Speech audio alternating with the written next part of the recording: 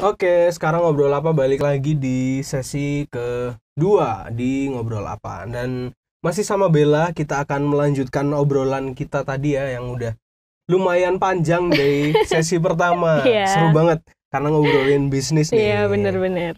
Eh, Sekarang kita masuk ke hal-hal yang lebih dalam lagi nih Bel, di sesi yang kedua. Iya, Nah, ngomongin boleh. soal bisnis ini kan kita pasti ada harapan ya, maksudnya kita kan untuk membangun bisnis ini pasti, wah aku pengen berbisnis untuk aku mendapatkan dalam hal ekonomi nih, dapat uang, dapat penghasilan yang lebih, Yes, atau bahkan mungkin bisa mendirikan sesuatu yang lebih besar lagi ke yes, depannya. amin. Nah, gitu kan. Nah, tapi sejauh ini apa yang dirasakan Bella selain benefit dalam hal ekonomi nih? Banyak sih ya. Nah, Mhm. untuk yang pertama nih, ini aku udah catat nih Oh, udah poin-poin dicatat. pentingnya. Oke. Oke, apa Takut aja nih lupa Bel? nih. Yang pertama secara personal nih ya. Hmm, Secara personal tuh banyak banget. Yang pertama emosi, emosi. kedewasaan kita. Mhm. Itu benar-benar beda lah.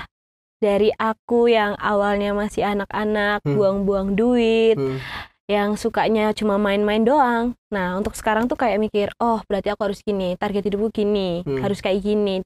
Pola pikir dewasanya tuh lebih tingkatnya Kebentuk tuh ya? ya kebentuk kayak, oh berarti kalau gini tuh salah, buang-buang duit kayak gini tuh nggak bener gitu. Kita tuh harus punya investasi buat pihak lain gitu. Oke. Terus cara yang kedua itu buat soal apa? Pengalaman nih. Wah, Pengalaman nih sesuatu yang pasti didapetin banyak ya. nah, banyak banget nih. Kalau kalian kepingin punya pengalaman yang banyak, mending kalian punya bisnis. Karena Ya, banyak banget betul. lika-likunya. Kalian bertemu dengan banyak orang, dengan banyak sikap, banyak sifat, banyak perilakunya. Kalian tuh bener-bener kayak pelajaran hidup kalian dapetin tuh pas bisnis sih. Bener gak sih, Kak? Betul, setuju. Jadi kayak baik, buruk, sedih, nangis, tertekan semuanya itu ada di bisnis sih. Kayak misalnya Iya, nih betul. Kak, kita lagi sakit, cuman orang-orang, Kak gimana sih ini mau order kok nggak ada review sama sekali. Nah, jadi kita itu sakit dia. pun harus kayak, ya udahlah demi customer kayak gitu. Kita tuh harus, aduh banyak terus lah kalau pengalaman dari seneng, pahit, mulai COD-an, nggak dateng pun ada Kak. Oh, Serius pernah nih, gitu? iya. Dulu pas awal-awal jualan nih Kak ya. Masih awal jualan udah jualnya cuma 14 pieces ya Kak ya. Terus COD-nya di Malang, di Ijen tuh Kak. Iya, Pengen rumah iya, dari iya. Singosari ke Ijen free ongkir, terus udah nungguin sejam nggak datang dan dia ngeblokir saya Kak. Loh, Rasanya gimana coba? oke. Sampai diketawain. Itu pernah ya? Iya pernah, makanya pengalaman hidup itu jadi kita tuh lebih menghargain soal uang, menghargain soal customer, menghargain orang lain. Itu dari situ sih Kak, bisnis itu. Oke. Terus dari bisnis itu kita lebih belajar bersyukur, ya nggak sih Kak? Belajar bersyukur, gimana nih? Iya, kayak di luar sana kan masih banyak ya nih orang-orang yang menurutku kurang, ya nggak sih? Dari Ya. bisnis ini kan kita belajar kayak ini loh, cari uang ini susah. Ya. Jadi setelah kita dapet tuh kadang kan kita kayak kurang gitu nggak sih Kak? Kayak step ini udah kecapek, aduh kurang ini, aduh kurang ini. Kalau kita gitu terus menerus kan pasti kita nggak ada rasa syukurnya kan Kak? Ya. Jadi untuk sekarang sih belajar bersyukur dari bisnis ini, kayak kita ya udah puji Tuhan udah dapet segini. Kayak setiap nih tips juga ini ya buat kalian yang kalau mau bangun bisnis atau lagi kalau ada tokonya nih. Saranku setiap pagi itu sebelum toko buka itu ke toko dulu, berdoa sama Tuhan, minta berkat sama Tuhan. Itu sih yang selalu diajarin mamaku. Jadi kayak bangun tidur, kalau misalnya aku masih tidur sih mamaku ya kayak. Jadi mamaku tuh rajin banget kayak, adik doa dulu gitu, sebelum tokonya buka doa dulu gitu. Kalau kayak gitu sih mamaku sih Kak. Pasti mamaku tuh selalu doa dulu sebelum toko buka. Jadi minta berkat, minta pengharapan sama Tuhan gitu sih. Jadi banyak banget sih secara mental juga. Aduh Kak, aku ini mentalnya ini nangisan gitu, kayak anak kecil banget deh. Tapi dari sekarang banyak nih teman-temanku yang bilang, aduh Bella udah dewasa ya sekarang, mentalnya udah lebih kuat lagi, lebih dewasa lagi gitu sih Kak. Itu yang didapatkan dari bisnis ya.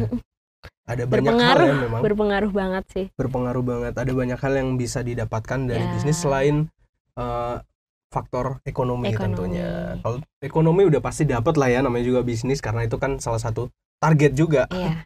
Circle juga berpengaruh. Oke ya, setuju tuh kalau bener nggak sih Kak? Betul. Kalau misalnya kita dulu belum bisnis kan circle kita pasti cuma main-main, nongkrong, ngopi. Ya, itu cuma gibah, gosip. Oh my god. Kalau bisnis kita dapat circle yang katakanlah dalam tanda kutip ada benefitnya nih. Nah bener nih. Ada benefitnya. Makanya kita itu kalau ketemu orang tuh anggap kita nggak tahu apa-apa Kak. Jadi Ya. kita belajar dari orang itu kayak oh dia cerita, oh ini loh kan Betul. dunia ini sangat luas, pengetahuan sangat luas. Jadi kita nggak boleh jadi sok pintar gitu, nggak boleh. Itu aku inget itu tuh, kalau nggak boleh apa, kalau ketemu orang harus kayak nggak tahu apa-apa, itu kayak itu quotes-nya kalau nggak salah itu Bob Sadino. Oh Tahu ya. kan, dia itu salah satu pengusaha di bidang pertanian kayaknya. Orangnya sudah almarhum ya. Bob Sadino itu pernah bilang kalau ketemu orang lain itu jadilah cangkir kosong gitu, Yes, yang siap bener banget. diisi sama orang lain Iya, gitu. bener. Walaupun kita mungkin sudah ada di level yang wow banget nih, Karena kita harus pengetahuan jadi cangkir bener-bener kosong. banyak. Ya betul. Yes.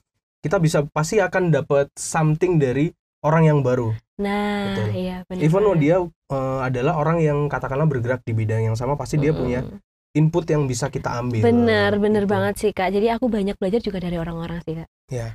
Jadi betul. kayak punya circle teman-teman yang sekarang udah beda sih. Kalau dulu kan kayak temennya cuma nongkrong, buang-buang duit. Nah sekarang tuh kayak kumpulnya sama temen tuh ada manfaatnya. Kayak satunya yang kerja di bank, satunya kerja di sini, satunya bisnis ini. Jadi oh gini loh kerja di bank, oh gini loh. Jadi kita jadi tahu kan kayak gitu. Bener-bener bermanfaat banget emang. Jadi dari bisnis tuh circle pun juga bisa berubah. Betul. Ini kalau aku boleh cerita sedikit nih ya. Iya. Aku itu dulu anaknya cenderung introvert nih, teman-teman. Introvert banget, pendiam. Tiap hari itu, ini zaman SMK ya. Tiap hari itu kalau misalkan pulang itu main games, nggak ada berhentinya. Nah, terus akhirnya yang merubah aku jadi aku yang sekarang itu adalah bisnis juga. Yes. Nah, aku jadi mulai bisnis dulu tahun 2014 juga. Ada sebuah bisnis yang aku jalankan bergrup nih. Nah, akhirnya aku di situ belajar banyak sampai rupanya aku menemukan potensi yang ada di dalam diri kita sendiri. Ini kalau ngomongin benefit ya, benefit itu memang benefitnya nggak melulu soal ekonomi. Duit, itu tadi. Ya, betul. Itu ekonomi udah pasti ada kalau misalkan kita usaha, walaupun ada untung rugi itu udah pasti. Tapi benefit di luar itu lebih besar lagi. Dan itu modal yang penting banget buat kehidupan kita ke depan gitu. Dan itu kita nggak akan habis gitu loh. Duit kita bisa habisin, tapi kalau pengalaman lalu circle itu kita nggak akan habis gitu. Nggak akan habis sampai kita tua. Dan terus kan dengan adanya kayak gitu, apalagi kalau misalnya kita jadi pihak owner, dan yang bakal jadi kalau misalnya kita punya pegawai, itu kan pembelajaran utama kita kan. Betul. Ya nggak sih Kak? Kalau misalnya kita punya pegawai tapi kita nggak punya pengalaman apa-apa, terus apa yang diajarin sama bawahan kita? Iya betul. Kan malah nggak karu-karuan kan bisnisnya. Iya betul. Kan kita mulainya dari kecil nih. Aku bilang tadi baby step nih. Ke baby step kan pasti kita bisa dipastikan lah, bukan pasti ya, bisa dipastikan kita belum tentu punya karyawan langsung nih. Benar. Gitu. Itu butuh proses kan. Butuh proses sampai kita punya karyawan sendiri, itu prosesnya wow. Dan punya karyawan pun kita harus juga matang kan. Iya betul. Nah. Setuju banget gitu. Nah, ngomong-ngomong soal karyawan nih, kalau menurut Bella gimana ya? Susah nggak sih dapetin orang yang bisa dipercaya untuk menjadi karyawan?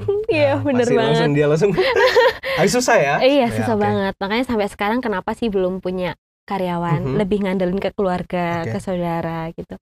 Soalnya gimana ya? Orang kalau lihat soal duit, soal gitu kan pasti nggak bisa kan Kak? Iya. Jadi orang yang udah ada CCTV, udah kasir otomatis, udah barcode aja udah masih bisa nyelipin Kak. Iya betul. Soalnya udah banyak kan saudara kan semua bisnis gitu Kak. Jadi pasti dapat cerita kayak aduh kayak gini, aduh ini pegawai lu sulit banget.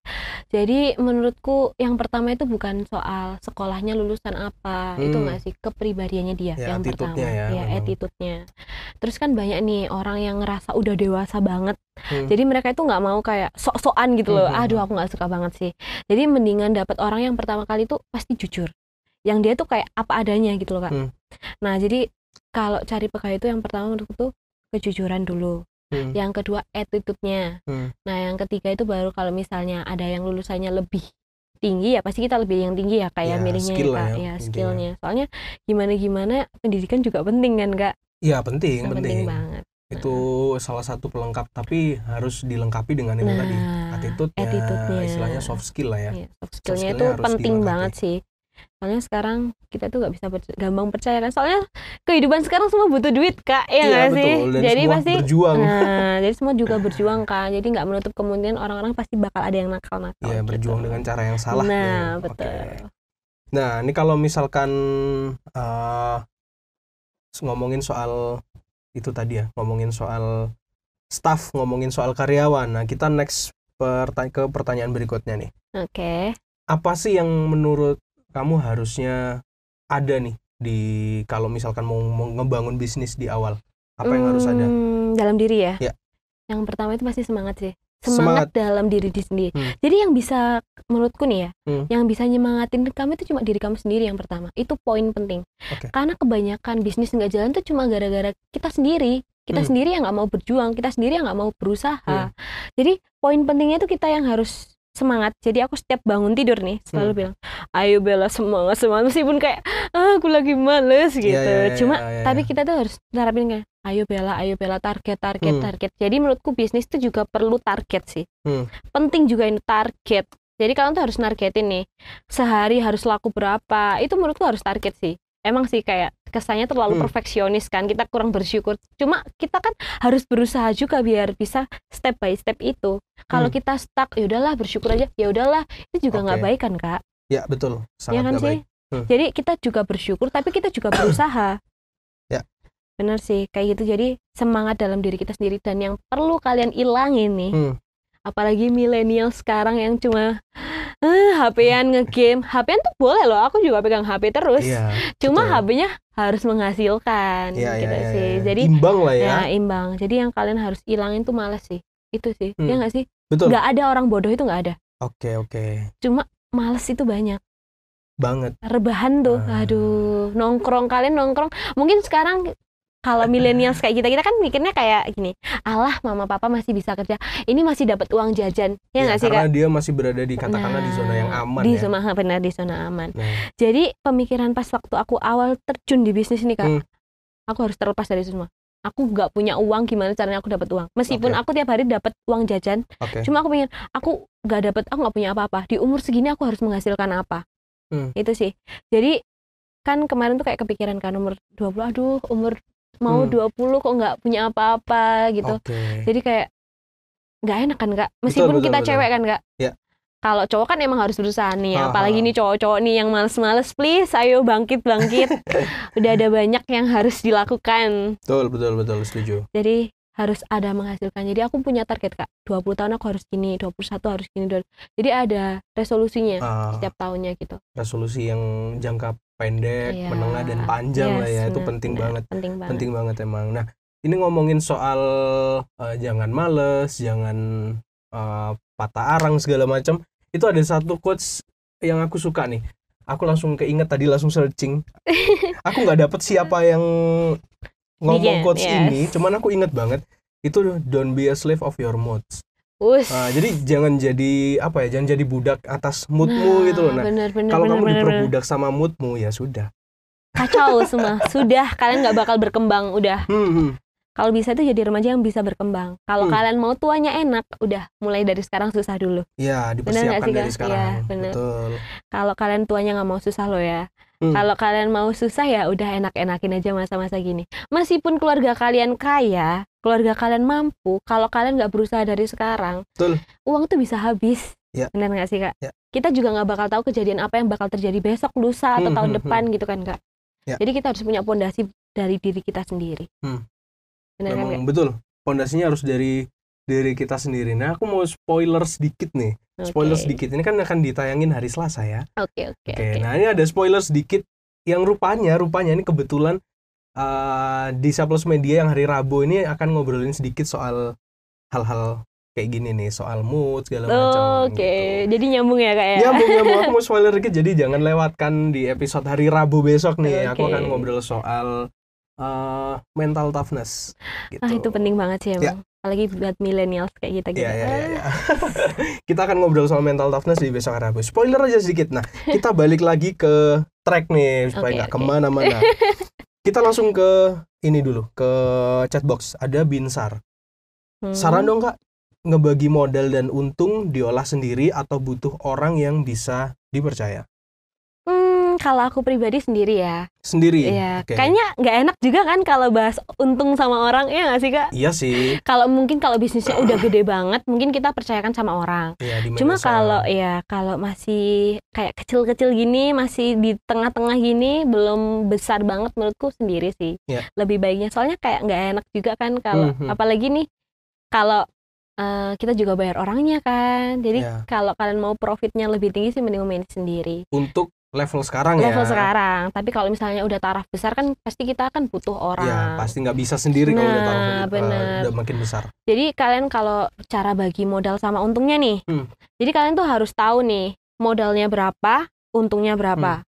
Entah itu kalian ngitungan ribuan atau persenan. Kan ada kan kayak Ya, toko-toko betul. yang di up berapa persen atau ditambah berapa ribu. Kalian harus tahu dan itu lakukan pembukuan. Ya. Jadi kalau aku sendiri tuh gitu.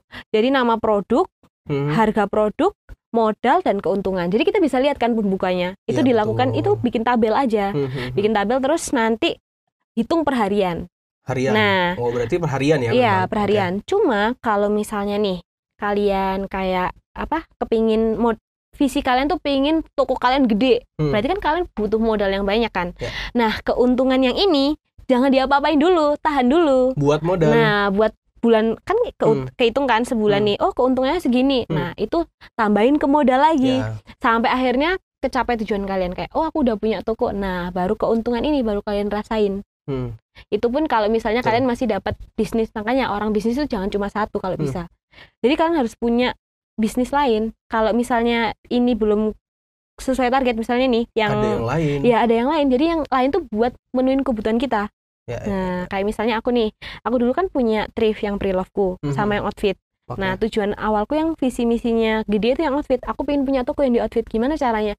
Ya aku bangun pre-love-nya ini keuntungannya yang buat jajan aku. Tapi outfitnya yang buat gedein modal. Nah, sekarang jadi punya toko gitu. Oke. Jadi harus pinter ngatur duitnya gitu. Ini yang sedang Bella jalankan sampai sekarang ya? Jadi gitu sih. Kalau kalian mau jajan lain ya harus bisnis lain. Oke, setuju banget. Jadi istilahnya apa ya? Secara singkat bisa dibilang input dan outputnya benar. Balance lah ya. Balance. Kalau pingin outputnya gede, inputnya digedein dulu nih. Digedein dulu, benar. Inputnya digedein dulu, baru outputnya menyesuaikan gitu. Benar. Jangan sampai lebih besar pasak daripada tiang. Nah, itu malah kan, petaka. Iya benar. Makanya kan banyak kan orang-orang nikah muda terus buka bisnis kan. Nah itu gimana sih caranya biar mereka bisa makan tiap hari juga bisa ngedein toko. Ya. Nah biasanya pembukuannya mereka makanya harus jalan 2 bisnis. Misalnya kalian jual makanan nih, nah makanannya buat ngidupin kalian. Kalian gedeinnya lewat ini. Jadi uang yang keuntungannya yang dari satu toko ini besar ini bisa kalian up lagi. Misalnya kalian mau beli rumah, nah bisa pakai tabungan yang ini kan. Tapi investasi dulu dari sekarang. Ya betul. Setuju. Jadi harus gitu. Kalau misalnya kalian ada keuntungan buat jajan lagi, udah deh pasti kalian stuck di situ. Kalau nggak gitu udah jatuh ya nggak sih Kak? Ya betul, setuju banget. Dan itu memang harus dipikirkan sejak awal ya, sejak awal. Jadi mindset kita harus dirubah. Mindsetnya harus dirubah di sejak awal, karena bisnis itu adalah sesuatu yang progresif dan berjalan terus-terusan. Nggak mungkin kan aku mau bisnis setahun, masa cuma setahun kan nggak mungkin itu ya bukan kayak bisnis namanya, itu praktek. Jadi pasti ada progresnya kan, karena sifatnya progresif. Jadi dari awal naik pelan-pelan, mungkin ada jatuhnya, tapi gimana caranya harus naik. Evaluasi lagi. Ya betul, evaluasi itu penting banget gitu. Nah, ngomong soal evaluasi, ini Bella biasanya ada evaluasi khusus nggak sih soal bisnis? Jarang sih Kak ya. Jarang ya? Jarang, cuma ada di saat kayak bener-bener kayak toko sepi gitu kan, pernah kan Kak ya. Loh, kok tokoku sepi? Apa ada yang salah? Apa ada yang oh ternyata sekarang lagi musim pandemik, harga segini. Iya kan? Harga segini berarti nggak bisa, orang-orang harus diturunin lagi, cari produk yang harganya masih di bawahnya gitu. Jadi perlu sih evaluasi. Kayak kita kan pelajari customer kita datang, oh mereka lebih suka produk yang kayak gini dengan harga tarif segini gitu. Kemarin kaget kan Kak, pas pandemik, loh kok tiba-tiba sepi, kenapa? Ya karena pandemi. Ternyata pandemik orang-orang kan pasti duitnya kurang nih. Akhirnya itu nyabang jual jajan itu Kak. Kan pandemik orang-orang kan males keluar, mau nongkrong kopi kan juga mahal. Jadi jual jajan ciki-ciki gitu kan. Iya. Bisa. Kalau pandemi kemarin itu kebanyakan orang akhirnya kebutuhan dulu deh baru Iya, keinginan. baru benar-benar. Tapi Makanya makin kesini karena mungkin udah setahun lebih iya, ya, udah setahun lebih setahun sedikit, lebih. akhirnya pelan-pelan mulai Up bangkit lagi nih, ya, up mulai lagi. bangkit lagi. Ini Bella juga lagi up nih, Iya, benar ya? puji Tuhan ya, pas lebaran ini. Iya, pas lebaran nih Iya, lagi sampai up. sakit-sakit ini Kak. Oh gitu. Nggak tidur sama sekali, aduh. Cuma seneng kan, kayak Ya, ya. akhirnya bisa saya target banyak Hmm. orang yang tahu nih. Gitu. Oke, jadi emang itu ya yang dibutuhkan untuk orang-orang yang pertama belajar untuk berbisnis. Secara Iya. mental, secara segala macam lah ya, harus dipersiapkan seperti yang kita udah Promosi sih Kak juga. bahas tadi. Oh iya, soal promosi. Kalau Yes. Bella sendiri ada strategi khusus. Kalau rahasia nggak usah dikasih tahu. Tapi nggak apa-apa kalau ada yang bisa di-share. Nggak ada rahasia kok di Oh, sini. Kalau soal promosi nih, Hah? aku punya 3 trik nih buat kalian. Oke, 3 trik promosi. Dengerin nih Oke. teman-teman. Yang pertama nih, kalian promosiin lewat diri kalian sendiri. Oke. Bener nggak sih Kak? Betul. Nggak usah kalian kayak followers dikit nih Kak, followers, aduh nggak peduli deh. Pokoknya kalian promosi diri sendiri, mulai dari kayak omong-omongan nih ke teman, ini loh aku jual kayak gini. Nah, Nggak usah aku malu awalnya ya. gitu, awalnya gitu Kak. Hmm. Jadi pertama kali promosi outfit Korea itu ke teman-temanku sendiri, ini loh aku jual, mau nggak beli gitu. Masa teman sendiri nggak dibeli gitu. Nah dari situ kan pasti dari omongan ke omongan, kalau Ya. cocok kan omongan ke, jadi kebanyakan customer tuh tahu dari mana, oh dari temanku yang belanja ke sini. Strategi ini ya dari mulut ke mulut ya. Dari mulut ke mulut. Nah, yang kedua nih, mulai dari sosial media. Oke. Sosial media ini kalian punya 2 cara. Yang pertama minta bantuan teman kalian dan juga selebgram. Nah, Oke. kalau misalnya kalian udah punya modal lebih mungkin boleh ya kalau selebgram. Kalau misalnya modal kalian masih belum nyukupin buat bayar selebgram nih, kalian bisa ke teman-teman kalian. Jadi aku sering juga Kak, Oh, kayak gitu. aku bikin bahan nih, bikin video nih, bikin video review atau video tokoku, aku share ke teman-teman, minta tolong dong bantuin Bantu promosi, share, bantu oke. share dong gitu. Biasanya aku kasih pancing kayak aku kasih diskon deh buat ke toko gitu. Jadi kayak biar dia mau juga Oke. dan kita timbal balik aja gitu Kak. Mhm. Nah terus yang kalian juga bisa selebgram nih, banyak kok selebgram di Malang ini yang harganya murah, Oh, gitu. yang masih sesuai kantong kita dan lumayan balik juga. Jadi banyak yang tahu. Makanya customerku tuh awalnya nih Kak sering selebgram sama Instagram doang nih. Itu banyaknya itu malah dari Surabaya, dari Pasuruan, dari Bangil. Nah, terus aku pikiran Kak, lah kok yang deket-deket rumah malah nggak pernah gitu. Nah, akhirnya aku ambil yang jalan ketiga ini. Kalian nyebarin brosur. Apalagi Oh, gitu, kan, brosur juga. jadi kan soalnya storeku ini masuk gang ya Kak ya. Jadi kan nggak kelihatan orang, nggak kelihatan di jalan kan. Ya. Nah, jadinya aku harus nyebarin brosur. Jadi di brosur itu kan harus wajib tag alamat kalian atau di Google Maps itu harus ada. Kalau apalagi yang kayak punyaku ya, yang masuk gang gitu harus ada nih di Google Maps. Terus harus gitu kalian harus ada promosi di brosurnya, kayak misalnya kalian kalau misalnya bawa brosur ini diskon 10.000 kayak gitu. Jadi pasti kan banyak yang datang, banyak yang coba lihat. Jadi sekarang mulai banyak sih yang deket-deket rumah. Yang Kak, aku kok baru tahu di sini ada toko kayak gitu. Jadi penting sih brosur itu. Jadi 3 poin penting. Sumpah kalau kalian udah jalanin 3 ini enak kalian tinggal Gitu ya, review-review sudah dapet gitu. pola. Iya, sudah dapat pasar. Jadi dan jangan malas buat promosiin diri sendiri. Dan kayak sekarang aku pakai by outfitku hari ini dong. Oh gitu. Oke, Iya ini dong. jadi outfit hari Harus ini ya. mencintai produk sendiri nggak sih Iya, Kak? iya. Itu pernah juga dibahas tuh, mencintai cinta sama produknya sendiri. Iya, Kalau benar. kalau kita nggak suka atau kita nggak kenal produknya lah, gimana itu mau banyak loh, Kak. jualan? Itu banyak Oke, loh banyak, Kak. banyak, aku tahu. Jadi aku bilang kayak aku dulu tuh Kak sebelum jualan ini sering buka endorse. Iya, jadi dulu itu aku tuh sebulan tuh bisa sampai 30 endorse gitu. Sampai banyak, sampai akhirnya udah capek. Oke. Nah, dari situ kan aku nanyain orangnya kan. Meskipun aku pihak yang memperkenalkan produknya itu aku mesti kayak gimana rasanya? Ada nih satu orang nih, aku yang nggak mau sebutin merek ya. Dia tuh bilang, "Aku nggak suka sih produknya, cuma ya udah." Lah, gimana kalian jual tapi kalian nggak suka, terus ngapain dijual? Kayak gitu. Jadi yang pertama poin penting kalian pas jualan tuh kalian harus mencintai pekerjaan kalian, mencintai produk yang kalian jual atau jasa yang kalian jual. Kalau misalnya kalian nggak suka, emang nggak appreciated sama produk itu, ngapain dijual Kak? Iya, nggak sih Kak? Betul. Jadi kayak lah, terus ngapain kamu minta promosi aku lah, emang jajannya nggak enak, mas aku harus menipu? Ya nggak sih Kak? Ya akhirnya aku ambil jalan pintas, maaf kamu nggak bisa nerima kalau kamu aja nggak suka produkmu, aku bilang gitu. Jadi yang pertama itu poin penting sih. Jadi selain kalian juga memperkenalkan produk tiap hari ke orang, ke saudara, itu juga mencintai produknya. Jadi kalian harus pakai di dalam sendiri. Kalau makanan ya udah dimakan, di review sendiri kayak gitu sih. Jadi kita bisa dapetin misalnya nih orang jual bakso aci. Bakso aci kan macamnya banyak banget ya. banget. Mulai dari harga 5.000 sampai 25.000 pun ada. Ya kan? Ya. Pasti kan kita kan harus cinta sama bakso aci ini dulu biar bisa merasakan mana sih yang enak, harga mana sih yang enak gitu kan. Jadi kayak gitu sih Kak, penting banget itu. Ya itu penting banget karena setuju karena ada orang-orang yang seperti Bella bilang tadi yang dia nggak bisa dibilang nggak kenal sama produknya gitu. Iya. Nggak kenal sama produknya.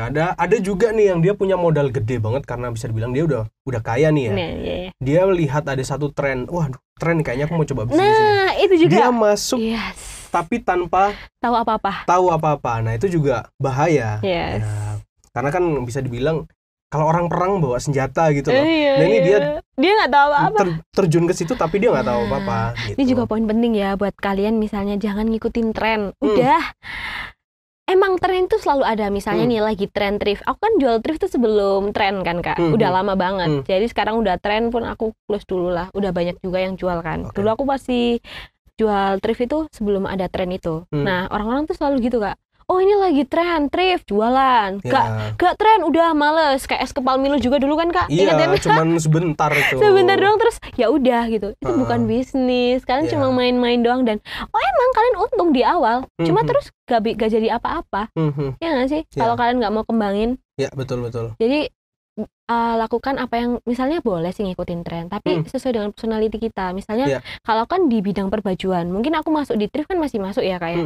Kalau misalnya kalian di bisnisnya soal komputer terus masuk ke thrift kan ya agak kurang nyambung ya Kak ya. Harus mulai lagi dari nol, cari pasar lagi, keburu trennya hilang deh. Iya. Ada istilahnya itu apa ya, business sustainability.